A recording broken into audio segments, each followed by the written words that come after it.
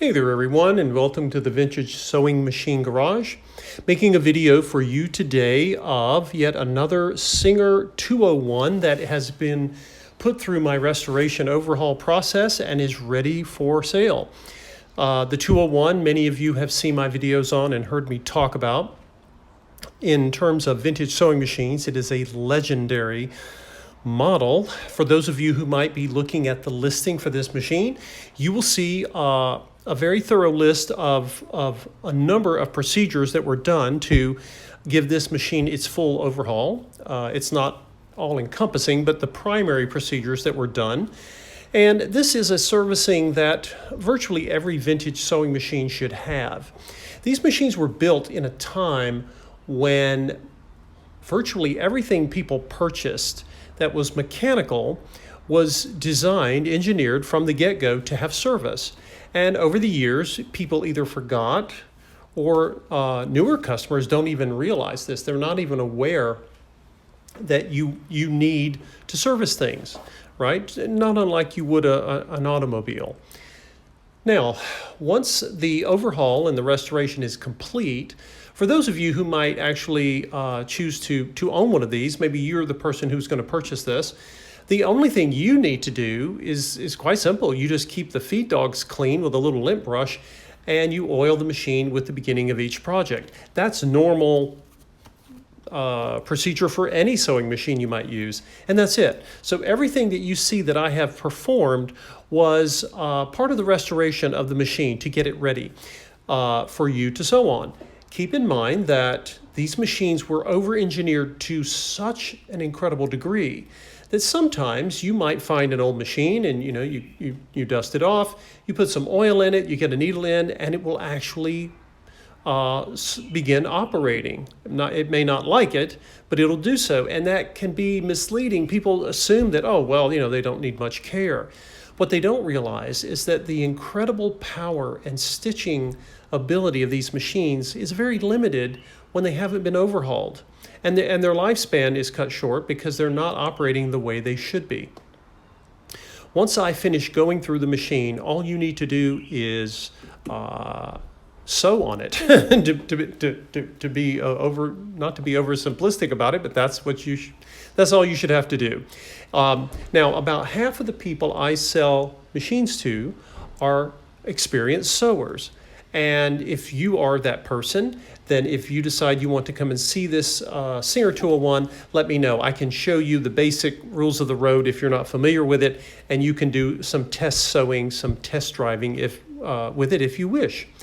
On the other hand, if you are like the other half of my customers, you may never have touched a sewing machine, but you're very interested in either learning, or you want to make some things, or you want to mend some things.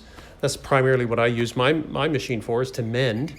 And what you'll find is that operating the machine and learning to is actually fairly simple. And that's something I can show you. So if you're kind of skittish and you're new to machines, don't worry. Again, you don't need to be an expert. You might never have touched a sewing machine in your life. But I can teach you how to operate the machine, not to mention the fact that it will have a manual that you can use. And the manuals back in these days were very thorough because people didn't have the internet to go on to look for stuff.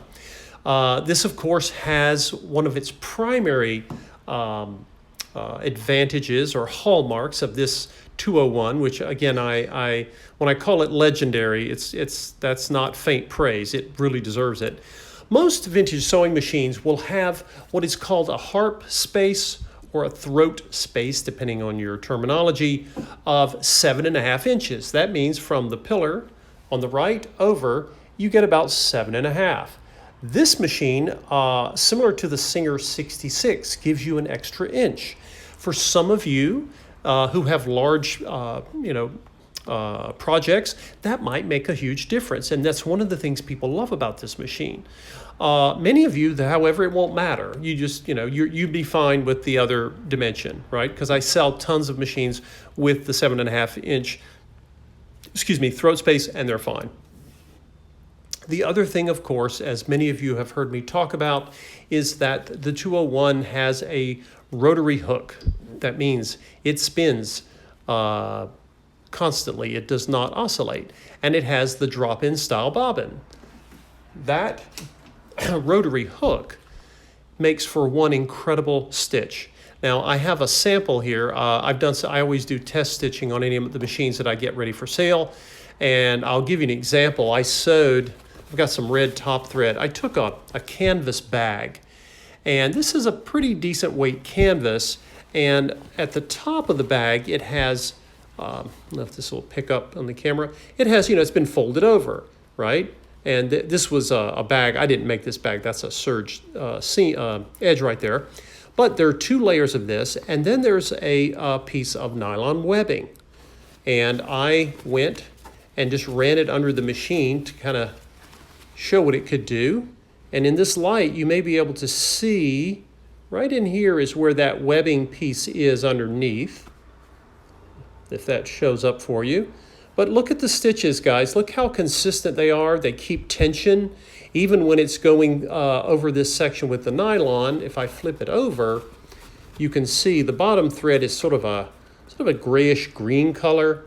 And look again, once you see it go right over the webbing, no problem. It's a very powerful machine. Now, having said that, depending on how heavy of material you want to sew on, again, garment weight fabrics are where this machine is most loved and coveted. It'll sew the heavy stuff, obviously, but that beautiful stitch is renowned. And I'll pull out the sample, and then we'll actually turn the machine on so you can see it running. Here you'll see this is the top thread. It's that red thread, the same thread that you see in that canvas tote. And look how straight the stitches are. Laser straight. In fact, it almost looks like one long seam, and then on this side you can also see them. The thread's a little different color, but this is one of the hallmarks. Now I took. Let's see if we're going to get any focus here. I took. Let's see. This is a lightweight cotton, and I took it and I folded it over once. That was 2 layers. And then 1, 2, 3, 4, 5. That's 8 layers. And again, that's not anything for any vintage machine. You don't need a 201 to do this. But it's nice to know that this machine will do both light and heavyweight material for you. What else to say? I always install new needles in the machines I sell. And in this case, I like to use size 14s. This machine will take much larger needles than this. But I find that a lot of my customers really enjoy sewing, medium weight fabrics. And this, let's see, what else to say? Oh, in addition to all of the things you've seen listed on the posting where you see I've overhauled, again, test stitching is one of those, and you'll see a picture of the test stitches. If you can see that up close, and it actually shows it quite well. And of course, this machine has a light on the back. A new bulb has been installed. I always check those. I still have daylight here, so I won't be using the bulb today. This machine comes with a really strong and solid oak table, along with a matching oak sewing stool, which of course has a little hidden compartment to store sewing supplies and what have you. So I'll go ahead and start demonstrating this. And of course, you get the nice, you will get this sort of very slow needle control that singers are known for, but it can also sew really fast. And of course, she back tacks beautifully.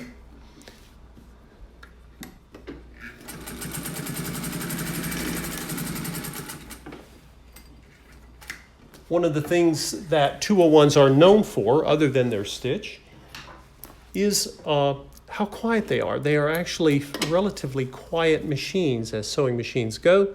And let's see, here are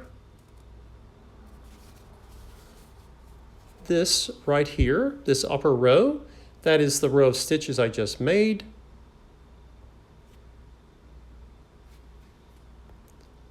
Make sure I'm still getting a focus in this light. We're getting toward the end of the day here.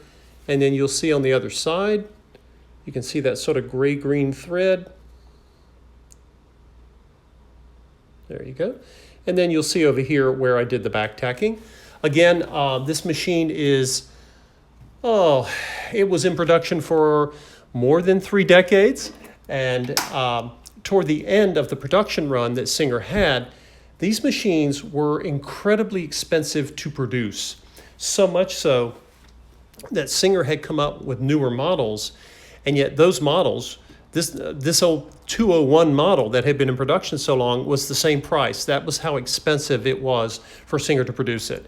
So again, a legendary machine. It is capable of both heavy things, heavy sewing, as well as your lighter garment weight fabrics. If you have any questions or would like to set up a time to come and see this very famous machine, this one hopefully more famous because it's been restored and overhauled and ready for you to use, just contact me through the posting and we can set up a time for you to come by. You can bring your own fabrics, or I have fabrics here that I can provide so that you can kind of do a test run and see what you think. I have other machines, of course, that you're welcome to test out. In fact, many of my customers end up testing several machines before they decide which ones to buy. But this, as all of you know from my videos, you know how much I love these 201s. One of my favorites. It is considered one of the finest ever made. That's not my opinion because I have the posting there. Go online and research, and you'll find you'll discover just how many people love these machines. When it comes to straight stitch machines, it's considered one of the best ever created in sewing machine history. That sounds like such a bunch of marketing crap, but it's true in this case. It's true in the case of the 201. Anyway, thank you all for watching, and stay tuned for the next video. Have a number of videos coming up this week, and I appreciate you watching. Take care.